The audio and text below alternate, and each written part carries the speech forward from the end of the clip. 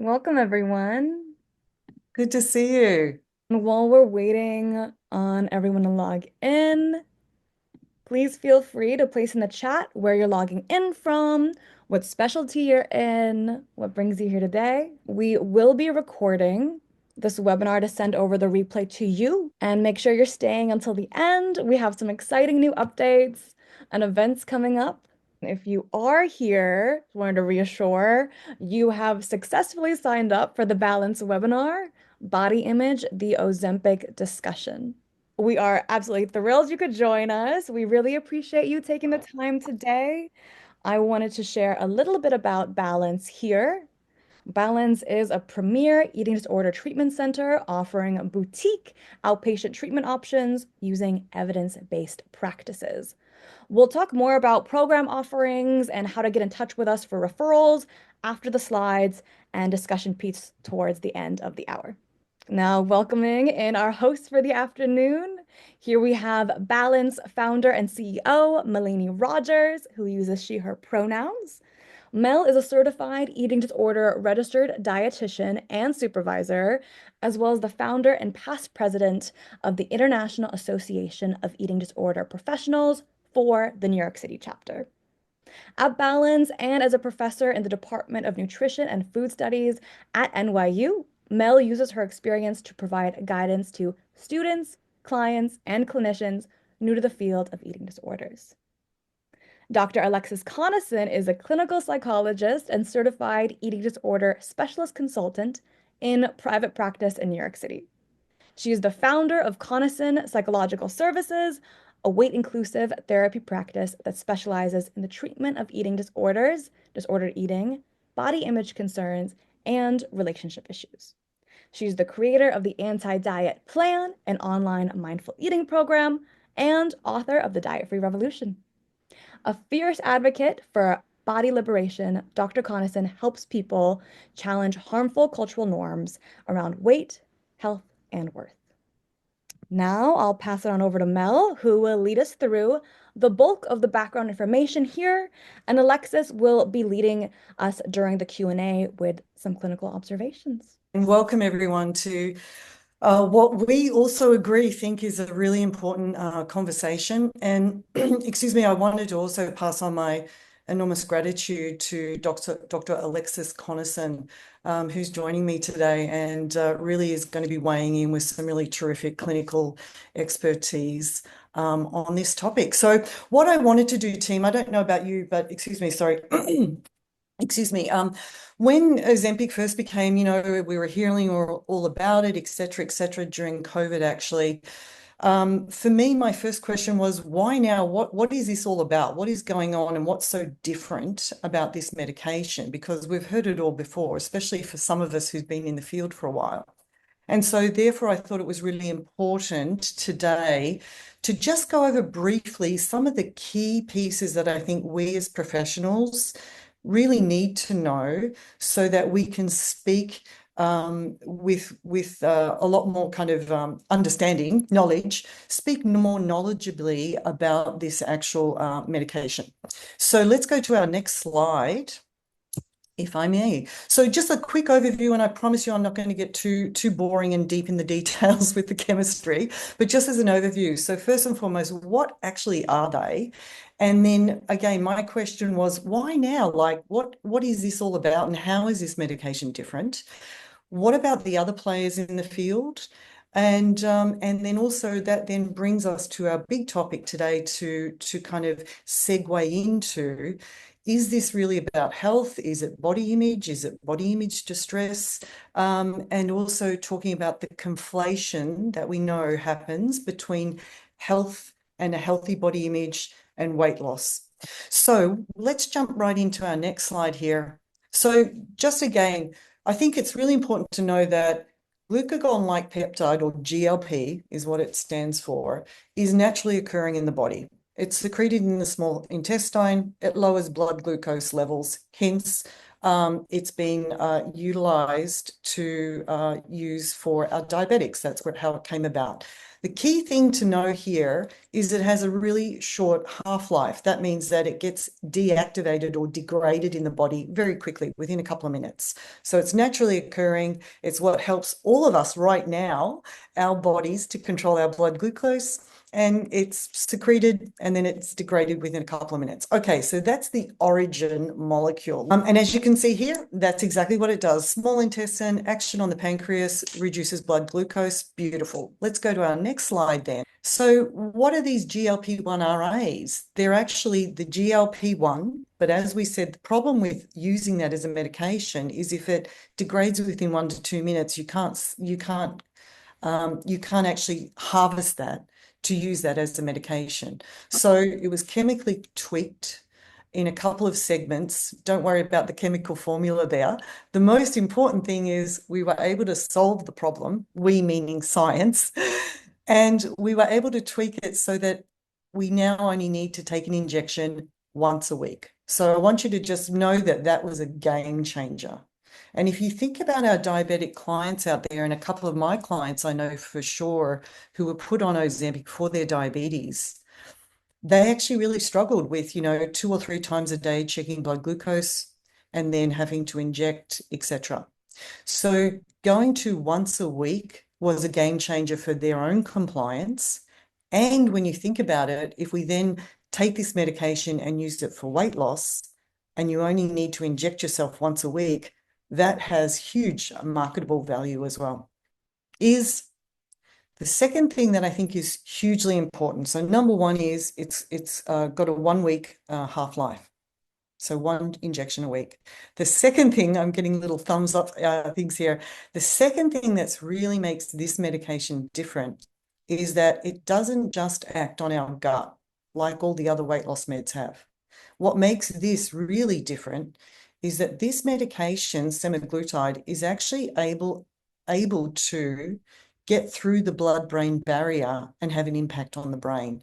So many of you may know that we have a blood-brain barrier, which is basically like a filtration system that keeps toxins out of our brain, which is incredibly important cellular structure, so that a lot of medications are not able to get through that. So this is what also makes it so unique. It can work on the gut, slows things down, makes you feel fuller for longer, but it also has an impact on decreasing food noise, and also they're seeing a difference in food choices for people who are on it. By that, they're seeing that people are moving away from, I don't know, foods that are more highly palatable, and also high sugar foods. So that is incredibly interesting. And one caveat, though, I want to say is when we talk about this medication decreasing food noise, I do want to note that food noise is created by inadequate intake. So food noise is not a naturally occurring symptom that people naturally have. It's a product of someone having distress and compulsivity and impulsivity and thoughts around food, usually because physiologically they're under eating, whether that be through anorexia or binge eating or bulimia. So again, when we talk about decreasing food noise, we're talking about decreasing a symptom of disordered eating or an eating disorder. So I'm not too crazy about that. So anyway, so that's what we need to know. 2 actions. And these are the side effects. Excuse me, sorry. These are the side effects. And as you could imagine, that makes it a great weight loss drug, according to the pharmaceutical industry. Here's just a quick history of how this all came about. GLP-1 RAs actually first were on the market around 2005. Before that, I wonder if many of you remember Orlistat. You would take it with your meal, and then you would have to run to the bathroom. Very unpleasant. Pre-2000, some of you may remember Fen-Phen, which was another miracle weight loss medication that came out. After 2 or 3 years with Fen-Phen, we saw people had really significant heart disease, and there were deaths related to that. Hence, it was taken off the market. 2010, we've got things like naltrexone, liraglutide, which is one of the earlier generation GLP-1 RAs, but it didn't have the 1 week half-life that we're seeing with semaglutide, and Topomax. Some of you, I'm sure, are familiar with these meds. So 2015 comes along. We get this medical composition. We get the changes made to semaglutide. We've got this half-life of 1 week. We're seeing greater weight loss with it because it also has a greater binding capacity. So it's much more impactful because of that specificity, chemically speaking.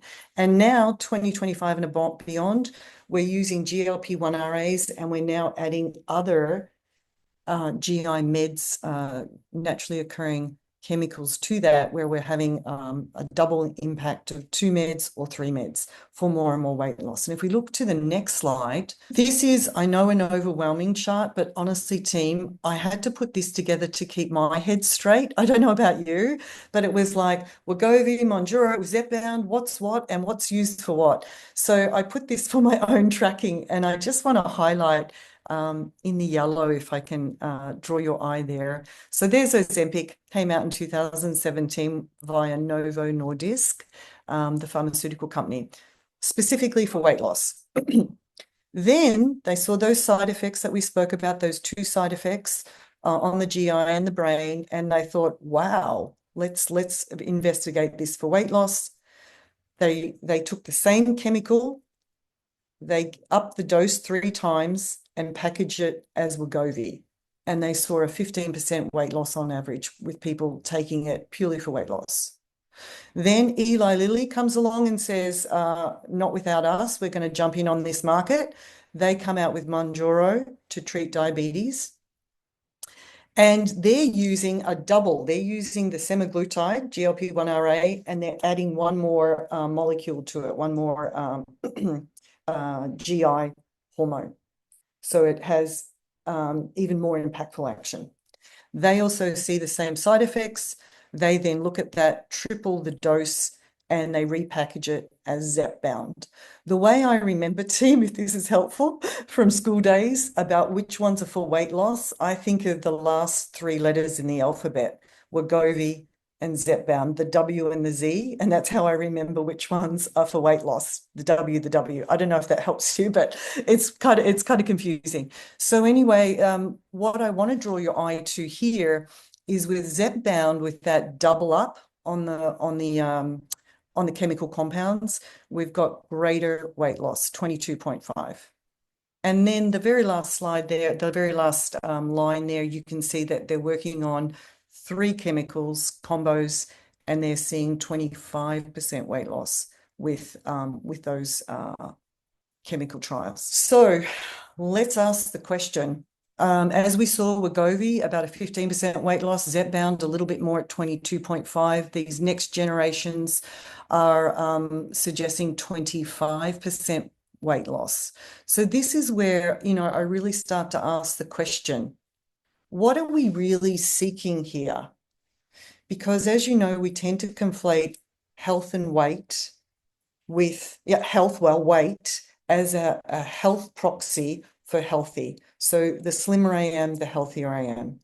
But we actually know from the research that our biomarkers for health will improve without any weight loss by doing things such as increasing your walking. And there's research to suggest this. I also want to weave in here, just for your own information, that our RDs, our registered dietitians out there in the field who are going through their training right now at university, are being trained to help clients reduce body weight for health by 5%, because 5% weight loss, according to the studies that promote weight loss, are suggesting that with 5% weight loss, biohealth markers improve. I'm using that as a benchmark to illustrate the point that no weight loss but more activity. And for the RDs out there who are not ED specialists, 5% weight loss is what they're trained in. We see biohealth markers improve. So the question then is, why do we then need 15, 20, 25% and higher? That's the question I'm posing, and hence brings up the body image question.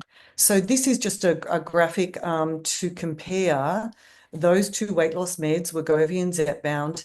And also, out of curiosity, we also compared this to the research on gastric bypass, or WLS, weight loss surgery. And this is explicitly the gastric bypass procedure. And as you can see there, the most significant weight loss over time was through gastric bypass surgery. And we also know, though, that over time we see quite a lot of weight regain with our weight loss surgery clients. And I think this is actually a little bit optimistic from what I've anecdotally seen anyway. But just to give you a comparison as to historically what we've done with surgery and now what we're doing with pharmaceuticals. This is where we kind of move into our Q&A part of today's webinar, which is this really about health? Is it about aesthetics? And again, if it is, I'm not criticizing aesthetics at all, but let's call it what it is what I'm trying to say here. So is this actually a lot of body image distress? Sorry, those are just some references for you. We'll be sending these out for anyone who's interested. And let's open it up to some questions. I have a client who started GLP-1 medications, now experiencing increased anxiety about potentially regaining weight if they stop. How can I support them? And that's the big question, right? Because these are lifelong medications. Alexis, tell us, what are you seeing and hearing and experiencing? Yeah, well, first of all, I just want to say thank you for that overview. I'm so happy to be here and to be having this conversation. I think it's a really, really important one and clearly something that a lot of us are interested in. And it's great to just get the science and a clear understanding of what these medications are to provide a foundation for kind of a more clinical conversation as well. So thank you for that. I think that it's really challenging. One of the things that we're seeing a lot in our practice, and I love the graph that you showed, Melanie, around like most methods of weight loss, people lose a lot of weight in the beginning, and then it becomes difficult to maintain that longer term. And there's a lot of anxiety that goes along with having lost the weight, fear of regaining. That can come up whether they're losing weight or they've kind of stabilized or are starting to regain the weight. There's a tremendous amount of anxiety, and that anxiety stems from, by and large, like weight stigma and the experiences that people go through living in the world in a larger body and experiencing often increased privilege when they've lost weight, and then, really feeling fearful about wanting to regain that. And because the natural trajectory is to that people will regain the weight. They're not going to keep losing weight forever until they like disappear. Like there will come a point that their body starts to fight back and they start regaining. And it can be all of this, I think, can really increase the vulnerability around eating disorders because people start to say, okay, what I was doing before isn't working anymore. I have to kind of up the ante a little bit. And we've seen in our practice people starting to engage in more and more extreme behaviors as the weight loss plateaus to try to get back into that weight loss phase. And we saw very similar with people who had undergone bariatric surgery as well. So, I think it's just something that we have to be mindful of and kind of be working with clients to minimize harm if they're on these medications and to educate around the risks of eating disorders here. I think thanks so much for that, Alexis. And I agree. And gosh, a couple of points there. Increased behaviors in clients who start to plateau when they're on the medication. So I think I want to just wave a flag right there for all of us that not only are our clients eating what we would call very low calorie diets is actually what they're even able to take in. So they're extremely malnourished on these medications usually. And they may become even more extreme in their restrictions and or exercise as that weight starts to plateau. So yeah, I as a clinician want to really just highlight that for us about when is the time for us to be asking more questions around how how much time are our clients starting to think about food and calories and weight and exercise? You know, that litmus question that is so helpful to understand what's really going on up here with the rumination, because that tells us when the brain is starting to really ruminate and focus on calories, weight, food, exercise, we know that that's the sign of a malnourished brain. And we know that from the Minnesota studies from way back in the day. And we know this from our clients. So a really good litmus question you can ask your clients is exactly that. How much of your day, when you're not distracted and not overworking, are you thinking about food, calories, weight, exercise, body image, you know, all of the above? And if you're starting to hear 50% and above, or even 40% or 30% even, that's a lot. That's a lot. As a comparison point around that kind of rumination, we know that for our clients with full-blown diagnosable bulimia and binge eating disorder, that's around 80% of the day. For our clients with restrictive anorexia, and I'm including atypical anorexia here, we know that it can be 100% plus of the day, which you may beg the question, how is that possible? There's only 24 hours. Well, as many of you know, our clients will often dream about food. So again, that's the brain's way of saying, I'm not getting enough food, I'm not getting enough calories, that obsessionality. So what's interesting, and also I think potentially dangerous, and I want to be neutral about these medications. I don't want to throw the baby out with the bathwater because they can be very helpful, is that if these medications decrease that food noise, right, that may be one of the signs of malnutrition that we are not able to tap into because it's decreasing the noise. That doesn't mean that our clients are okay. So I think that we also have to be careful on that.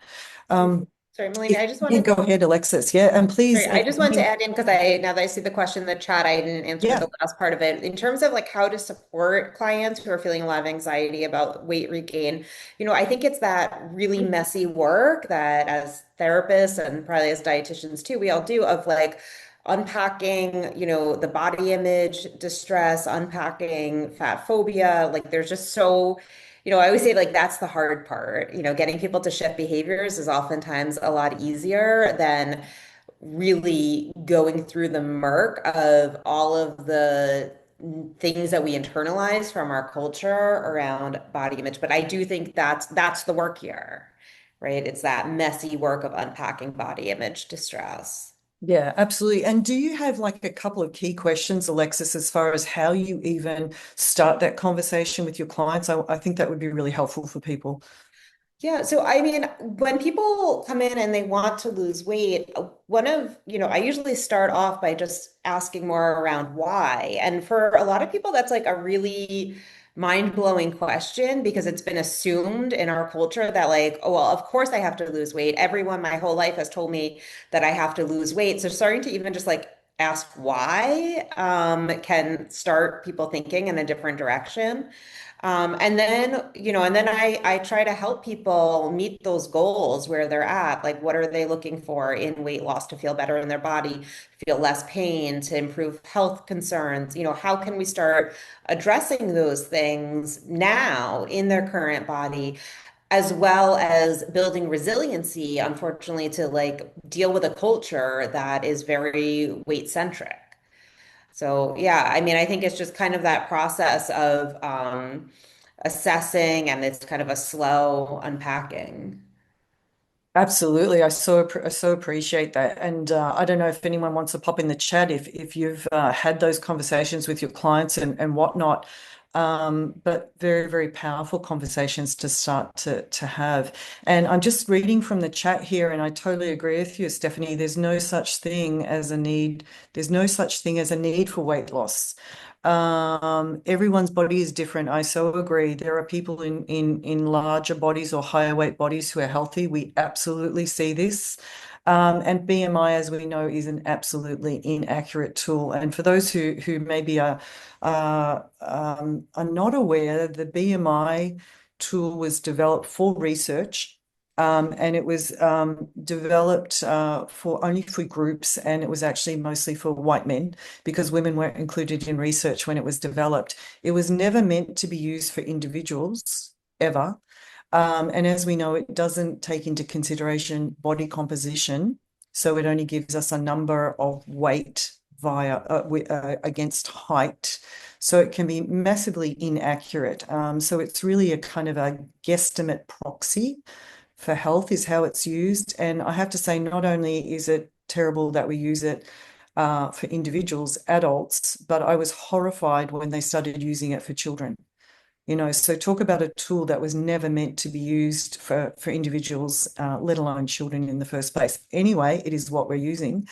So thanks for that comment, Stephanie. Totally agree. And Nadia says, is BMI still considered an accurate indicator of need for weight loss? Well, again, I think we're talking, I think we know from the research again, and there's very good research on this, that your health indicators will improve by adding in some gentle walking, some gentle activity, some gentle movement. And what we do know from weight loss is that weight loss often puts people into a disordered eating spiral and then yo-yo dieting. And we now know from the research that it's the yo-yo dieting that actually can have negative health consequences. Because when we diet, and as Alexis was referring to earlier in the graph you saw, that plateau period, when people come off GLP-1 RAs or come off a diet, they regain the weight plus some. And so what we see there is the body composition of someone who's come off a GLP-1 RA or a weight loss diet is that they regain more weight than their baseline, and they have less muscle and more body fat at this new weight. And if you do that repeatedly, that means that, muscle is what drives your metabolic rate.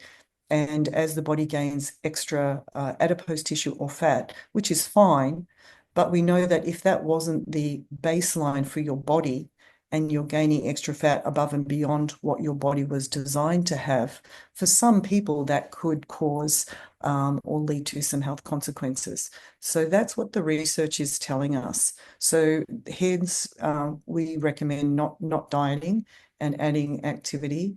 But that brings up the question of, what are you seeing, Alexis, with some of your clients who actually can't tolerate the medication and have had to come off?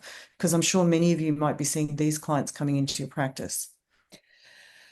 Yeah, and one of the things that's been really interesting is how fearful people are coming off of the medications. I've had some clients who are incredibly ill on the medications, have a really hard time managing the side effects, and they're like, but it's okay. I'm losing weight. I'm going to stay on it. And, it's just hard to work with and see how impairing it has been. Like clients who really have a hard time, like just doing the normal things because they're, vomiting a lot or feeling really nauseous, or, it can be very impairing. And I think it speaks to how much we hold on to that, desire for weight loss in our culture, that people are like, but it's okay. I'm gonna, fight through being really sick in order to go, try to lose weight.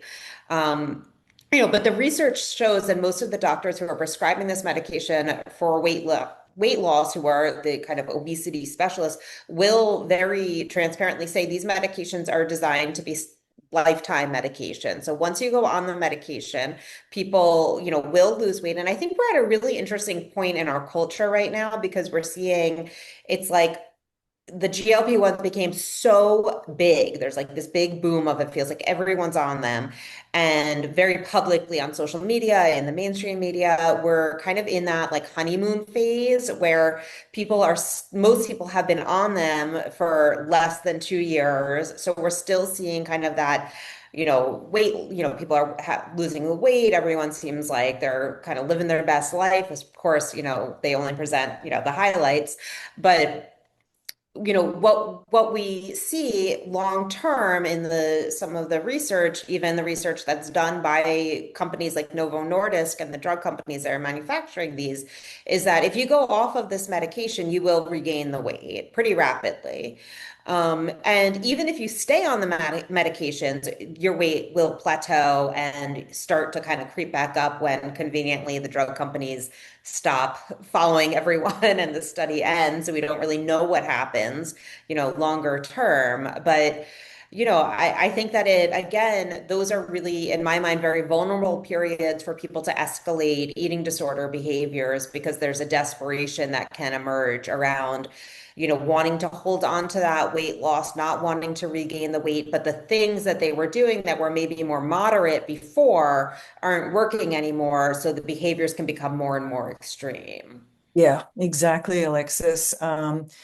And just in the chat here, Alexis, along those lines, one of our participants today is asking about muscle loss and about when clients lose weight on the GLP-1 RAs, how does that impact muscle loss? And the reality is that when we lose weight, particularly when we lose it quickly, we strip away more muscle than we do adipose tissue in that weight loss. So for every pound of weight loss that one might lose, clinically speaking or research speaking, we try to minimize the muscle loss, but around 20% is pretty standard. 20% of that 1 pound is muscle.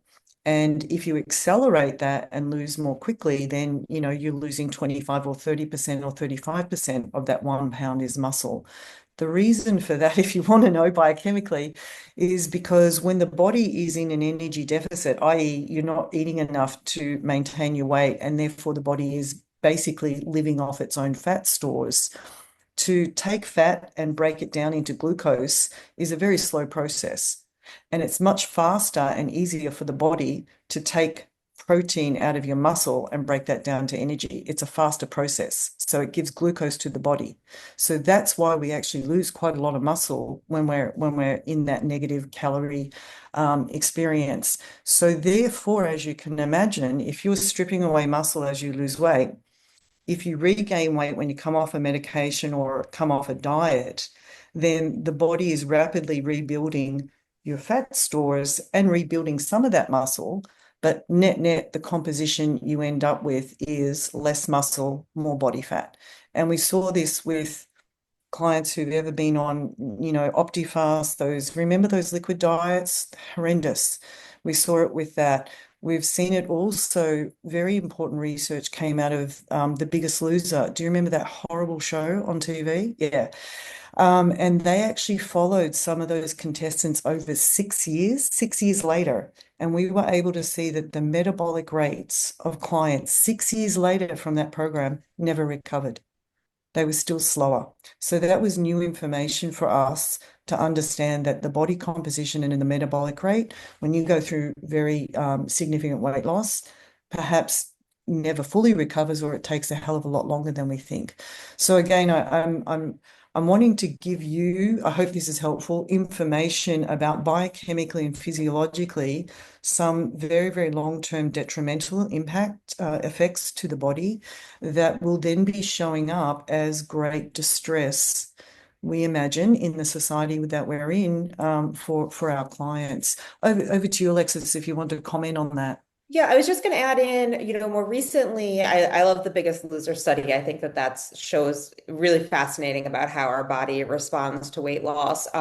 More recently, there was a study that came out. I'd have to look for the reference, but maybe 2 or 3 years ago, maybe or even more recently, about intermittent fasting, and it was finding that people who were losing weight through intermittent fasting were actually had like worse health outcomes because of the muscle loss that they were incurring. And it was like related with, I think, risk, like increased risk of cardiovascular events or something like that. So I'd have to look up the study to refresh, but I think that my hunch is that, like, I don't know if there's research that's come up yet on the GLP-1s. I know a lot of the research that's come out is like, this is going to be the treatment for everything. But I am curious to see the research on the impact of muscle loss and how that might impact health outcomes over a longer time period. Yeah, exactly. And I want to there's two studies, team, that I think they're probably two of the key studies that we as professionals should know about. And one of them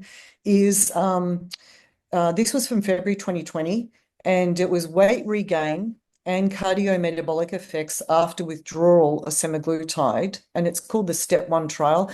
Long story short, this is the one study where they put people on the GLP-1 RAs, the semaglutide, for 68 weeks, and they measured weight loss and they measured the heart functionality. And they did that because of the fen-phen problem decades ago. And then they took them off, and then they measured what happened with weight regain and cardiovascular health. But they only measured for 52 weeks. So 68 weeks on, 52 weeks off. Boop. And then they stopped. And then they published and they said, after 1 year off this medication, we can say that the clients were able to maintain a 5% weight loss and their cardiovascular health was improved. However, we all know that if they had continued for 68 weeks, 68 weeks on, 68 weeks off, we would see more weight gain than baseline. And we would maybe see for some people, unfortunately, a worsening of their cardiovascular health and blood pressure. They're not going to publish that because no one's going to buy that. But we all know. So this is where this medication is not the same as I'm on a blood pressure med for the rest of my life. If I come back, if I go off it, my blood pressure will just return to where it was at a high state. This is where when you come off it, you return to a worse state or a state that is not as healthy, may I use that word, as you were previously. That's significant. No one's calling them out on that information, but we all know from the research that we have that is the reality. So that research article, we can pop that in the chat for you. That's a really good one to be able to reference when you're speaking to anyone about these meds and also to your clients. And that's the only one that I know where they've actually looked at, coming off. And that, by the way, as you could imagine, is sponsored by Novo Nordisk, the people who are making the medication. And the other big one, just really quickly, and Alexis, I'll turn it over to you, is the 4-year study. And I'll have you, Alina, pop these in the chat for everyone. And this is where they actually put people on the meds and then they follow them for 4 years. And that's the only study that we have thus far of that length. So we don't know what happens, as Alexis said, we don't know what happens 4 years from now. And we suspect there might be, a loss of that weight loss, as in there might be slight weight regain trends over time, as we've observed with other approaches. Yeah. And if I may, I just want to comment from the chat. Crystal says something that I think, everyone here probably is right on board with that. Crystal says, I find it so important to address and name the existence of systemic anti-fatness. It's so pervasive and perpetuated throughout every realm of society. I recently completed my doctoral dissertation on exploring the experiences of anti-fatness among fat and larger bodied, higher weight clients in counselling. And this was something that overwhelmingly failed to be discussed in the counselling space, and weight-centric approaches to care were painfully the norm. Thank you so much for that, Crystal, and I couldn't agree more, and also what important work you're doing with your research, and would love to hear more about that. There's a question here for you, Alexis.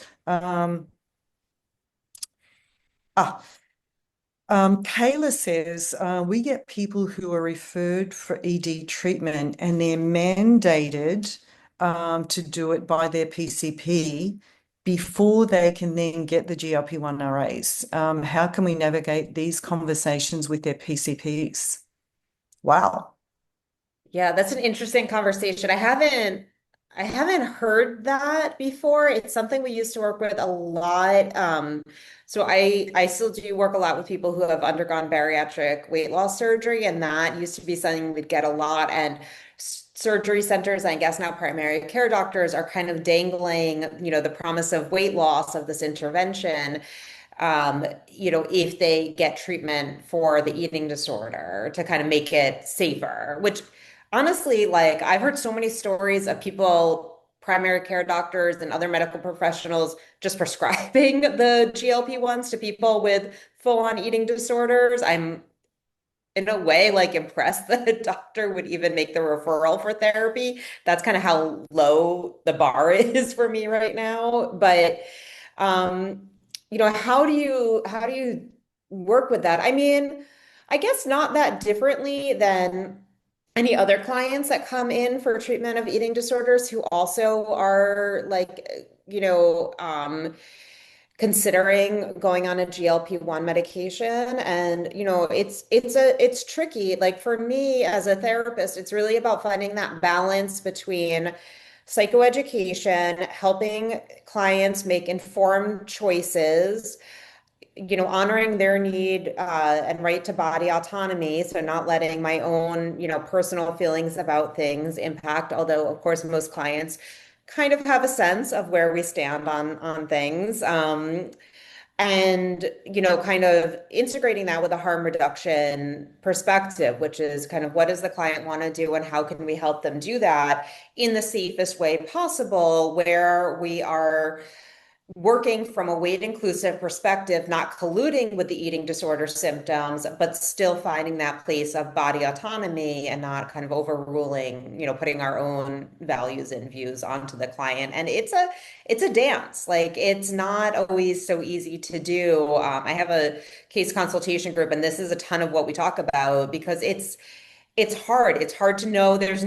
I wish there was a rule book. Like there's not. It's really hard to kind of meet each person where they're at and walk with them and support them in what they need with all of the different factors going on. Like, someone, the comment about like systemic weight bias. I couldn't agree more. And, how do we, I don't feel that it's my place as a than privileged clinician to insist that someone else, just accept their body, so it's like, it's all very messy. I don't think there's a clear answer, but I think that's the work of therapy. It's not neat. Yeah, absolutely. Alexis, and I think thank you for saying that because I'm realizing that as I'm presenting all of the physiology and biochemistry and all of that, that probably it's coming across that I'm like, oh my gosh, these medications. But the reality is that that at the end of the day, we have to respect our clients' decisions if they come into us and they're on the meds, and to work with them and meet them where they are. So in that regard, to check our own stuff, and be able to work alongside of them. And in fact, that brings me to another question from Nadia, which is, could you talk about the positives? When, if ever, would you recommend this medication? And who actually benefits from it? What do you think about that, Alexis? Yeah. Um, it's an interesting question. So, I will just preface it by saying I'm a psychologist. I'm not a medical doctor. And I think, there's limitations to what I can speak to in that realm. But um, one thing that I think has gotten really confusing in this conversation is, so I think that as a culture, we are, kind of like extremes and black and white thinking, and it's been hard to find a place of nuance, especially when so much of these conversations are happening on social media, which we know from like an algorithm perspective elevates the most extreme voices. And it feels like everyone is kind of like, oh, the GLP-1 medications are amazing. They're miracle drugs. Everyone should take them. or, kind of like, and a lot of the eating disorder people come in this camp of like, they're terrible. No one should ever take them for any reason. And it can be very confusing for clients, especially when maybe your doctor has recommended these medications and you are struggling with certain health concerns. So, I think that it's a real shortcoming, to be frank, of the eating disorder organizations that they haven't released guidelines. I'd really love to see some guidelines on how to use the GLP-1s in clients with eating disorders. But these are medications that have been used for a really long time for people. And sorry, I'm talking here generally about the GLP-1s and specifically things like Ozempic, Mounjaro, the ones that are designed for use with diabetes. And these are good medications, from what I Yeah. understand, Yeah. to manage conditions like diabetes, PCOS, things like that. And I see a lot of clients who have done amazing work in eating disorder recovery and are, kind of skeptical to go on them, which I think we should be hesitant and do things with caution, but who are really scared to go on them because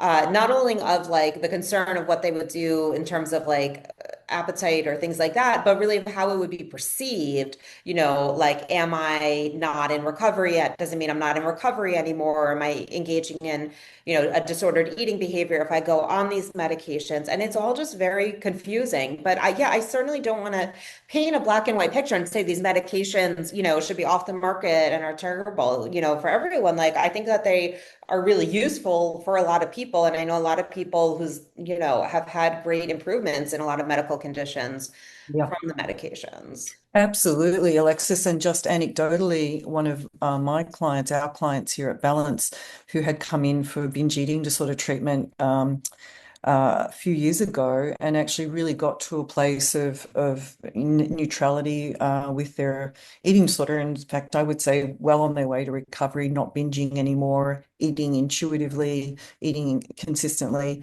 and very low food noise. And then their doctor put them on Ozempic for their type 2 diabetes, excuse me. And they also are neurodivergent, and this might be helpful for others. Being neurodivergent with ADHD, it was very hard for her to stay on top of checking her bloods and taking her meds consistently for her diabetes. So her hemoglobin A1C, which is an indicator of your blood glucose levels over the last 3 months, they were always on the higher side. And when she went on Ozempic with just a once a week injection, her blood glucose levels are much more stable and steady. And she's still able to eat, consistently and do all the things because I'm still working with her there. So we've seen a really wonderful impact from that combination. Yeah, absolutely. I'm just looking at the time. Gosh, you guys are fantastic. I love all these comments, and I'm afraid that I'm not able to get to them all today. People have asked, are we recording? We're recording, and we will be able to send this out to you. For anyone who also wasn't able to join, they'll be receiving it.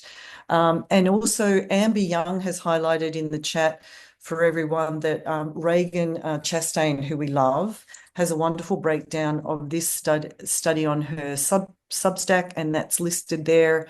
One of the research papers that I had referred to earlier is what that's referencing. Let me have a look. Sorry, excuse me. I just want to scroll through here for other comments. Oh, okay. There's one about outpatient providers. I wanted to just riff off that and off what you said, Alexis, and highlight again, we don't have a screening protocol for who should go on the medications. I think that's where we're concerned. And if I may reference historically, back in the day, Alexis and I, not together, but independently, used to work in the weight loss surgery field when I was a new nutritionist. That's where I started off. And after a couple of years of disillusionment, very quickly left that field.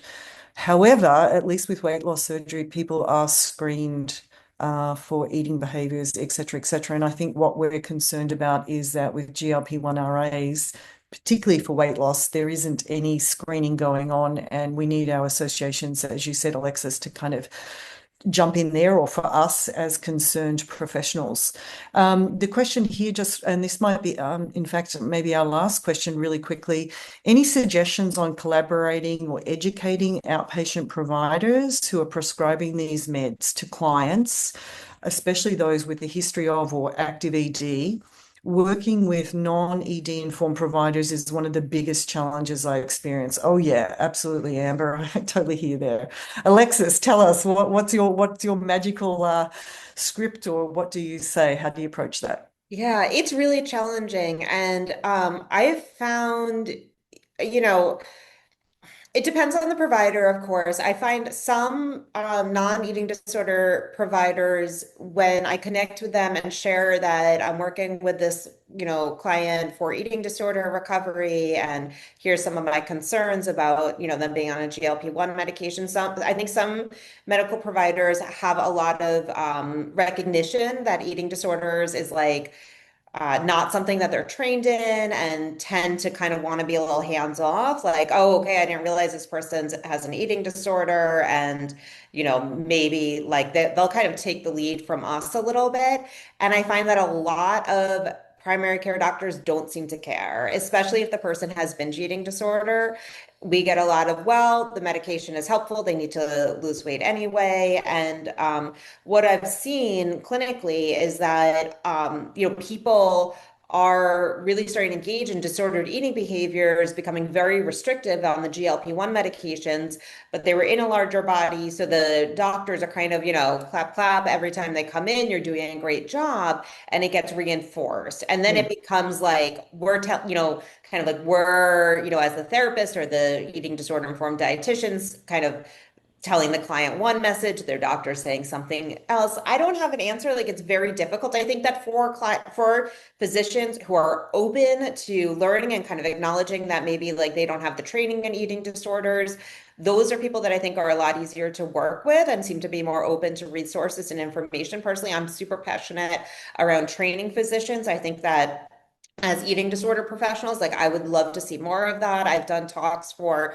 some of and here's where I think that we need to be building bridges, even when we don't agree with what people are doing, because I think so often as eating disorder professionals, we can become very insulated and kind of not connect with other practices that I think could really benefit from our education. But I've done talks for some of these companies that are prescribing the GLP-1 medications, again, harm reduction. I've done talks on how to recognize anorexia and atypical anorexia, which is something that is really honestly not on a lot of their radar, because that is something I think we're seeing a ton of when people are prescribed the GLP-1s, especially when they start off as treatment for binge eating disorder. So I don't have a magic answer. Like, some doctors are just really like embedded in that weight centric model, and it's incredibly difficult to work with them. So yeah, I don't have an answer for those people. Usually, our clients often end up looking for a more weight inclusive doctor because there's too much dissonance between, the messages that we're providing and what the other person is. Alexis, thank you. And I just want to say, on behalf of our community, thank you for all the work that you're doing with the education and such. And I know we're all trying to do our piece, but that is really awesome that you're doing that. Team, as I'm looking at all these amazing comments, this is just fantastic. And I'm not going to be able to get through them all. I realize we probably should have made this webinar a little longer, maybe 90 minutes for next time. But we're just to be on time for everyone who has joined us. We are going to have to unfortunately put a pin in it right there, but I want to say, Sarah, you sent in a great question about how some people may actually be deficient in GLP-1, and therefore the medications may be helpful as a natural occurring phenomena. I haven't read anything about that, but I haven't also looked at that. So that's a really great point. Team, I did want to say, though, we do have a part 2 for this webinar in 2 weeks on June 13th, Friday at 12 Eastern Standard Time. And actually, for the part 2 of this discussion, Leah Graves, who's a nationally known RD, will be joining me for that conversation, where we're going to focus in more detail on, okay, well, what do we actually do around the food and get into the details around the nutrition support for our clients. So for those of you who might be interested in those details, stay tuned. And Alina's going to put a link in the chat for you if you'd like to join us for that. But for today, I'd like to ask you just hang on. We've got a couple of announcements for you and some resources we'd love to share.